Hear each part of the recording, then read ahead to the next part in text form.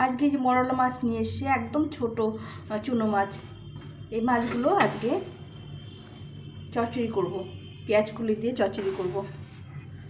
দেখো কত ছোট মাছগুলো, দু একটা বড় আছে, সব ছোট একদম চুনো মাছ। এখানে নিয়েছি বেগুনগুলো ছোট ছোট করে নিয়েছি, মূলো যে একদম ঝুড়ি ঝুড়ি করে মূলো কেটে নিয়েছি, কয়েকটা সিম, আর হচ্ছে এখানে পেঁয়াজ কুলি নিয়েছি। এই পেঁয়াজ কুলি দিয়ে রান্না করব। হ্যালো বন্ধুরা, তোমরা কেমন আছো? আশা করছি ভালো আছো সবাই। তো আমি রান্না করব, সঙ্গে থাকো। এখন শীতকাল, এখন চুনো মাছগুলো খেতে খুব ভালো লাগে। এই মাছগুলো দেখো, মাছগুলো একদম ছোট কিন্তু একদম তাজা মাছ। এগুলো এখন ভালো করে নুন হলুদ মেখে নিয়েছি, এখন ভেজে নেব। সাদা তেল দিয়ে মাছটা ভেজে নেব।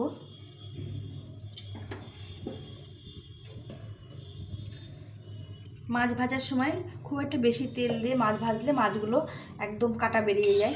ওর জন্য দেখো আমি একদম কম তেল দিয়ে রান্না মাছটা ভাজবো। মাছগুলো যেরকম তেমনই থাকবে, কাটা বেরোবে না।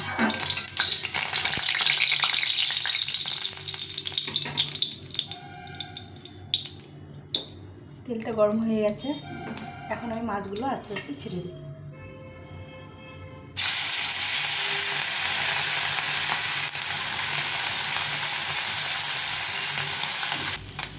এই মাছগুলো দেখো কি সুন্দর ভাজা হয়ে গেছে, এক পাশে ভাজা হয়ে গেছে, একটুকু ভাঙে নিয়ে দেখো যেমন তেমনই আছে।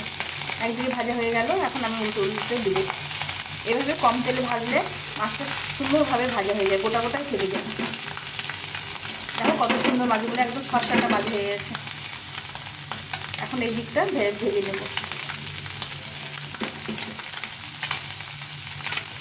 এভাবে করে বেশি তেলে মাছ ভাজলে মাছগুলো ভেঙে যায়, আর একটু কম তেল দিয়ে মাছ ভাজলে মাছগুলো পরে তেল দিয়ে ভাজতে পারো, কিন্তু এই মাছগুলো যখন কাঁচা থাকবে তখন একটু তেলটা কম দিয়ে দিলে এই মাছগুলো ভাঙে না।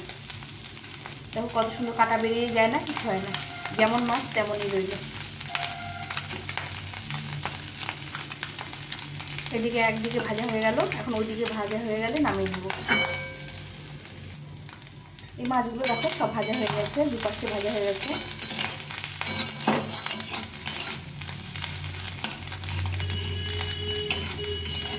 এখন এগুলো উঠিয়ে নেব।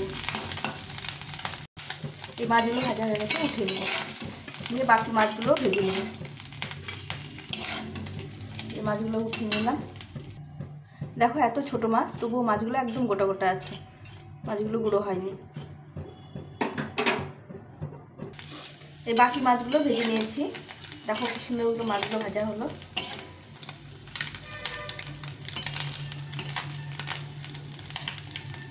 এই কয়েকটা বড় মাছ আছে, মাছগুলো উঠিয়ে নেব।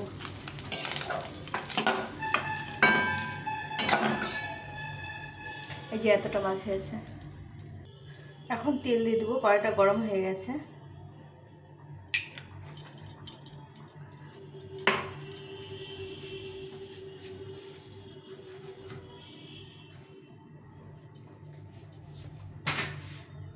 তেলটা গরম হয়ে গেছে, কালো জিরে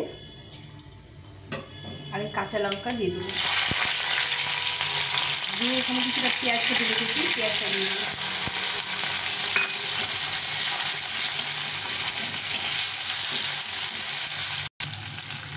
পেঁয়াজটা একটু ভাজা ভাজা হয়ে গেছে, এখন আলুগুলো দিয়ে দেবো। আলুগুলো একটু ভেজে নেব।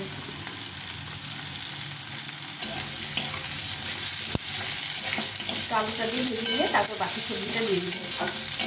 এখন শীতকালে এরকম সবজি দিয়ে ছোটো মাছের চচ্চড়ি, পেঁয়াজ কুলি দিয়ে, তাছাড়া ছোটো মাছের মূল বেগুন দিয়ে ঝোল খুব ভালো লাগে খেতে। এখন বেগুনগুলো দিয়ে দেবো। বেগুনটা কিন্তু আলুর সঙ্গে ভেজে নেব।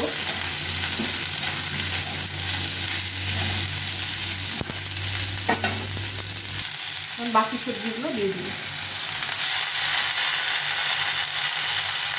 দিয়ে ভালো করে ভেজে নেব।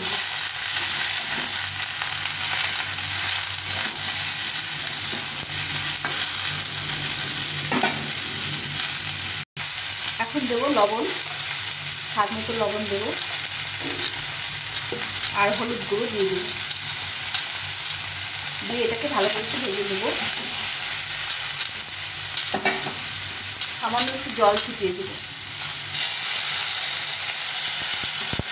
ভালো করে ভেজে নেবো।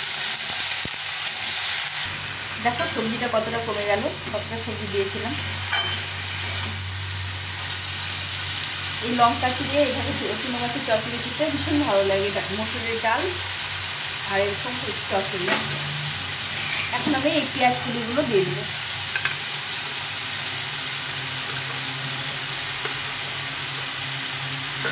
দিয়ে এটাকে আরেকটু সেদ্ধ করে নেব।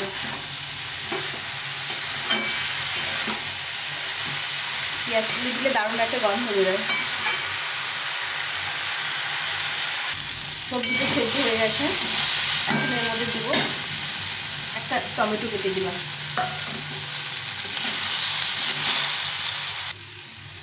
এই সবজিটা ভাজা ভাজা হয়ে গেছে, এটা কত সুন্দর হয়েছে দেখো। এটা এরকমও খেতে ভালো লাগে মাছ না দিয়ে।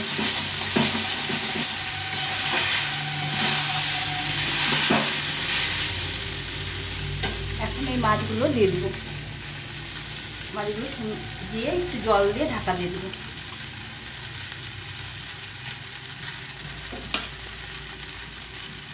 দিয়ে একটু হাত ধুয়ে জল দিয়ে দেবো, বেশি জল দেবো না। দিয়ে এটাকে ঢাকা দিয়ে দেবো। এই যে আমাদের মাছ চচ্চড়ি হয়ে গেছে।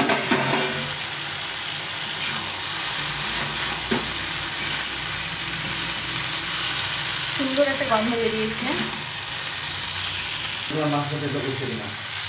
এই যে আমার মাছের চচ্চড়ি হয়ে গেছে, এখন নামিয়ে দেবো। এইভাবে তোমরা সবজি দিয়ে মাছের চচ্চড়ি করে খেও, খুব ভালো লাগে খেতে। কেমন করে বোঝাবো, না দেখলে তোমরা বুঝতে পারবে না কতটা টেস্টি হয়েছে। না খেলে না দেখলে বুঝতে পারবে না কতটা টেস্টি হয়েছে। এই যে মাছের চচ্চড়িটা নামিয়ে দিলাম।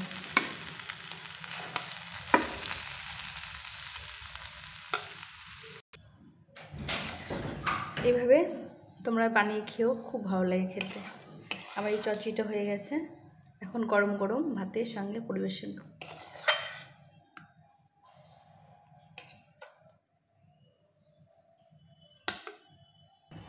এই যে আমাদের চচ্চড়ি হয়ে গেছে।